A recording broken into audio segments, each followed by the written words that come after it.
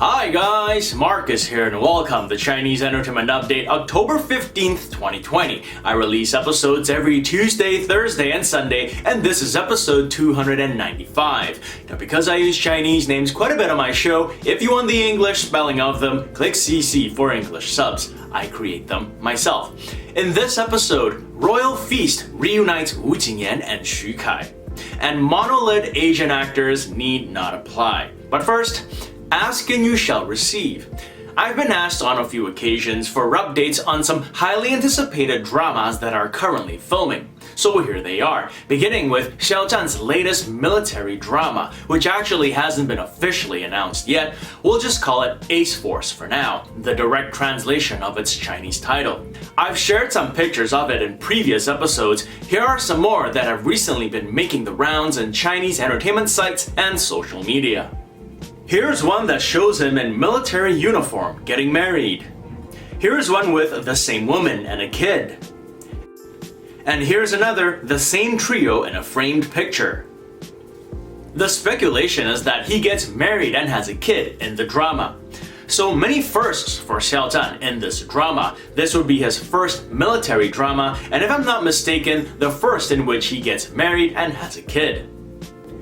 Next is Zhao Liying on the set of The Story of Xingfu. Here she is in a loose dress, looking very pregnant on a crosswalk. She falls over and a girl comes to her aid. Here she is filming in a department store in Wuxi.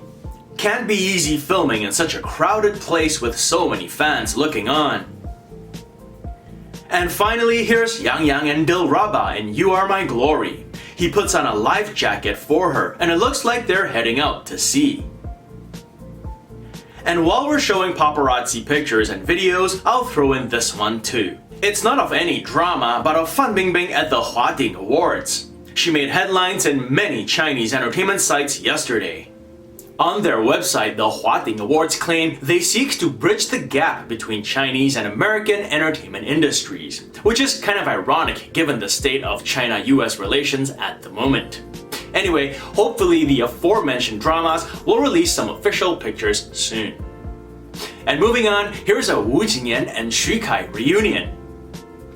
Royal Feast is an upcoming costume drama starring Wu Jinyan and Xu Kai, and they held their booting ceremony earlier today.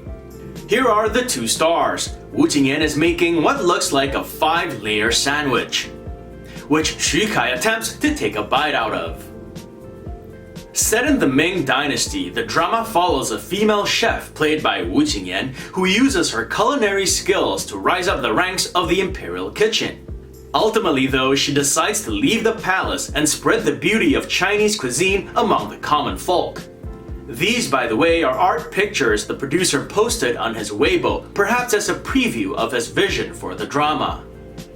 Wu Jinyan and Xu Kai starred in the hit 2018 drama The Story of Yanxi Palace, which became the most Googled TV show in the world that year, despite the fact that there is no Google in China.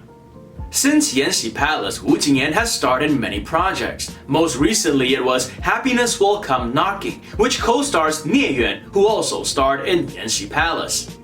Xu Kai's most recent drama to air was Dance of the Sky Empire, in which he starred with Wu Jiayi. So a reunion of the two stars in another costume drama made by the same production team will surely excite fans of The Story of Yanxi Palace. More updates on Royal Feast as they provide them. Win the Future is a modern drama starring Cheng Kun and Xin Zhilei, and they wrapped filming on October 12th after a 5-month shoot. Gotta say, that's a pretty long shoot for a modern drama with presumably minimal computer effects, if even any. In Win the Future, Cheng Kun plays a successful sales director who's transferred to his company's headquarters and while there faces tough challenges. Xin Zhilei plays the sales director of another company. The two are rivals on the commercial battlefield. I'm a fan of Cheng Kun's and hope he does more dramas, even though movies were his main forte for several years. His most recent drama to air was The Rise of Phoenixes, which I highly recommend. It's available on Netflix. Xin Zhilei's most recent drama to air was Joy of Life, in which she had most of her scenes opposite Zhang Ruoyun. She wasn't the main lead in that, but left a really good impression on me. More updates on Win the Future as they provide them.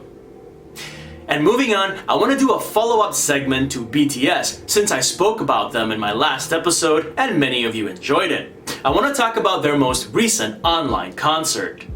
It's called Map of the Soul 1 and was originally set to happen in April, but the pandemic hit and ultimately it streamed online over this past weekend.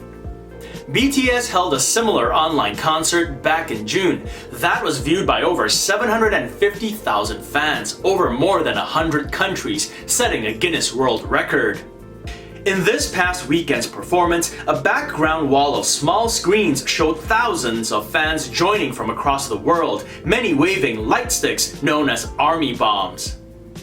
BTS's management company, Big Hit Entertainment, hasn't released the numbers for the latest performance yet. I'm sure it'll be another massive number, but this is what impresses me more.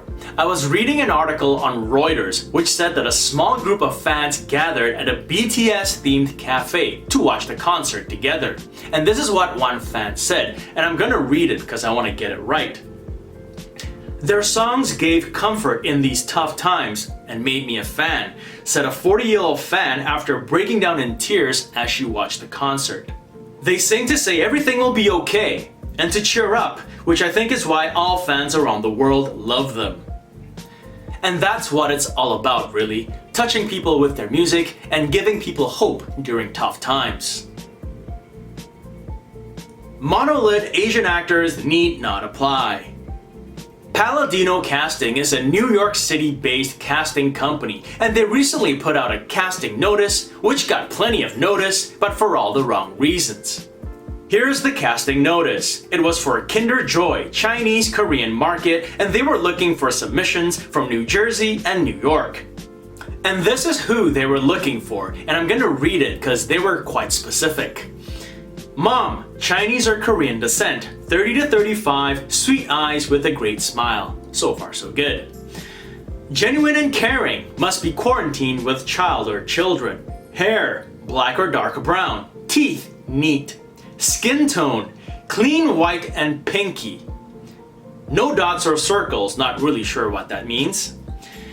Eyes, although almond-shaped, not too downturned eyes. So my eyes are almond-shaped, but they don't want them too downturned. So I guess I'm okay for now. No monolid, the two words that would strike a nerve. Black color eyes, no visible tattoo. As you can imagine, the backlash was swift. Simu Liu, star of the upcoming Marvel movie Shang-Chi and the Legend of the Ten Rings, had this to say on Twitter. I'll just leave it there. Many other actors from the Asian community and just others in general blasted the posting for being discriminatory and racially insensitive. Some even gave examples of beautiful and talented monolid actors like Daniel Day Kim and Lucy Liu. Palladino Casting has since released a statement on Twitter to apologize. They said they received the casting notice from a client and they posted it without pushing back against the language it contained, and that was an inexcusable oversight. Look, I get it. You're casting a commercial and your client's looking for very specific types. Non-monolid Asians with flawless skin. You don't want to have to go through a ton of submissions of types you're not looking for. I get it. It's a business decision. But this day and age, you just can't post something like this and not expect a backlash. In fact, I don't know how a professional company in New York City can read this and not immediately think, in today's climate, this might not fly. But all that aside, I do think that we as Asians should do some introspection as well. Let's just take the monolid for example, and let's be real. Asians generally view, and granted this is more prevalent in Asia than here, that the double eyelid is prettier than the monolid. This is evident in the double eyelid surgery market that is well and alive. Many people have gotten their eyelids done, even some very famous people. So really, if we want others to accept us for who we are, I think we must first accept ourselves for who we are. And that is my parting thought for today. Regardless of your color, creed, and race, or age, accept and love yourself for who you are. And that's it for this episode. If you want to check out the t-shirt or other Chinese drama merchandise, the link is in the description below. This show would not be possible without your support, so I thank you all for watching. If you enjoyed it, do subscribe and don't forget to hit that notification button for more updates. If you'd like to contribute, check out my Patreon page where for $1 more a month, I'll answer one of your questions at the end of one of my episodes. So stay safe, and as always, I wish you clear blue skies, good health, and happiness. Until next time, cheers!